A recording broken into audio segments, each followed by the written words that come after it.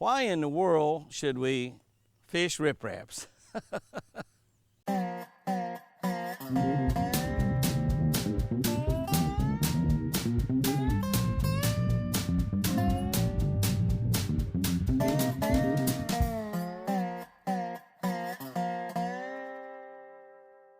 Good morning, guys and girls. June 6th. Let's go back and look in the Old Testament right here. Malachi 3:10. Malachi 3:10. Bring to the storehouse a full tenth of what you earn, so there will be food in my house. Test me on this, says the Lord all-powerful. I will open the windows of heaven for you and pour out all the blessings that you need. Bring to the storehouse a full tenth of what you earn. Now, as Christians, we call that a tithe, 10%. In the biblical terms and times, they were talking about 10% of your crops or 10% of your cattle or your sheep or your goats or whatever you earn. 10%, bring to the storehouse a full tenth of what you earn. That's a real sticking point in a lot of Christians' lives right there. Let's see what I wrote about that. Fishermen have reached a point to where the price of fishing lures doesn't seem to matter. As long as we believe we got a good chance to catch a fish, we'll gladly fork out the big bucks for a hot new lure. Even minnows and redworms now cost $2 or $3 or $4 or $5 a dozen. It's good that we have titanium split rings, which are called lure savers, that release the hook and allow us to get these high dollar plugs back. You know, y'all know that have been with us for a little while. I wrote this book several years ago. I had forgotten about those lure savers. That is amazing. I'd forgotten all about them. I don't know if I even have any. There was a product that came out and the company didn't make it. And what happens with a lot of companies that come up with great little inventions is they're just too small a company to really make it. They can't sell, you know, the really big people where they can get their product in a lot of people's hands. It's a little bit like, to be honest with you, it's a little bit like some of the problems that somebody like we have, you know, with Jimmy Houston Outdoors YouTube. If we could just let everybody know that watches YouTube, we could let everybody know that we had a channel, we'd probably go from where we are now, a little over 50,000 subscribers, to 5 million. We probably would. If just all the fishermen in the world knew that Jimmy Houston Outdoors was on YouTube and was posting 500 videos a year, we would probably jump from 50,000 to 5 million, maybe 10 million, just almost overnight. But they don't all know. And that's a problem that the little companies like Lure Saver had. That was really a great product. The Lure Savers had is that they just had a hard time letting everybody know, or letting very many people know at all, because they didn't have any advertising budget, letting people know that they had those lure savers available. And what it was actually a split ring that had a certain tensile strength to it, and if you got that lure hung up, you could pull really, really hard, and you could pull the hook loose and get your lure back. It wouldn't have a hook on it, but you get your lure back, and the hook would be stuck in a log or whatever it might be stuck in. And you get your lure back, you put another hook on and go again. And of course, the first question that we all had as fishermen was, what about if a really big bass gets on it and he pulls real hard? But they were so good that you really didn't have bass that pull the hooks off. It was amazing. They were strong enough to pull loose with good line. Now, you couldn't use real light line on it, but they were strong enough you could pull loose with, you know, say 12 or 15 or 20-pound test line, but a bass couldn't pull them loose. They were pretty cool.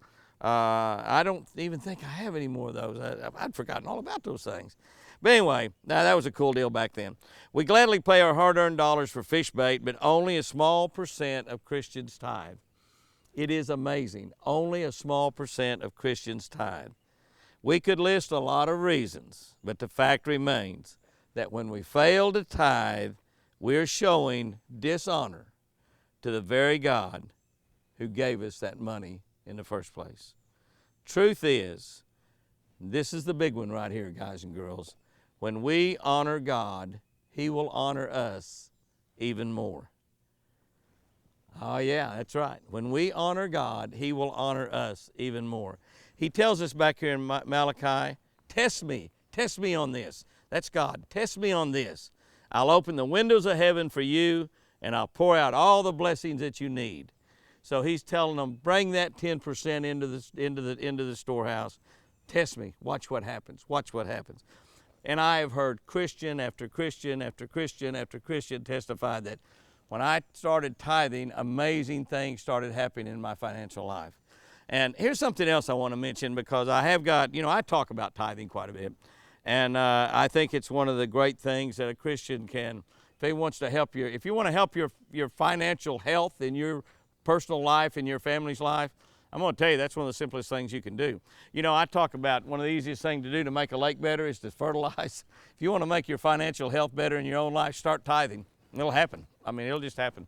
And but and like I said, we can tell a lot of reasons why we don't tithe or we can't tithe, but it'll happen. There's absolutely no doubt about it. But it's just one of those deals that God throwed a marker out there, said, test me on this. And I've got a few comments on our YouTube channel in the last month or so about tithing, and some of them are people that go to churches that are what, I don't know the exact name, but they're New Testament churches. In other words, they don't study the Old Testament. They don't worship God through any of the Old Testament. They believe that Jesus, basically when Jesus came, he did away with God's Old Testament. He did away with really most of the Bible, because the New Testament is a lot shorter than the Old Testament. If you read the Bible every day, and if you read it through every year like I do, it takes a lot more time reading the Old Testament than it does the New Testament. And two or three of them have told me, Jimmy, no place in the New Testament does God tell you need to tithe or pay 10% into the church. But can I tell you that the Bible also says that every word in the Bible is God-inspired. It's a direct word from God, including this verse in Malachi and all the other places in the Old Testament where it tells you to tithe. And, this is also a matter of trust. Do you trust God enough to get that marker that he threw down? Test me on this. Do you trust him enough? Do you really trust him enough?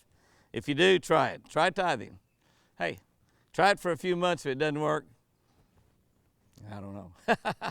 I'm telling you, I've never had anybody tell me, I tithe. I decided to start tithing, and I did it. 6 months later, I was worse off financially than I ever been in my life. Never, ever heard that.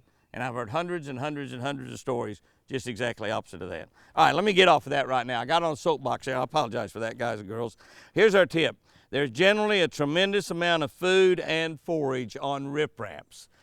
We've talked a lot about ripraps in some of our bank fishing videos, some of the other videos we've done. We've talked about, one of the places, if you see a riprap and you're out fishing, stop and fish it. If you're fishing off the bank, look around where there's bridges and boat ramps. They generally have ripraps. A riprap is those chunk rock banks that they put around bridges and around boat ramps and things. And the reason they're good is they attract a lot of bait fish, a lot of crawfish, a lot of bluegill. Those rocks get moss on them. They bring in shad. There's other reasons why it's good, but that's one of the key reasons to fish ripraps. It's also generally shallow water, close to deep water. All the good reasons to stop and fish ripraps. Guys and girls, have you a great one out there today. I love you.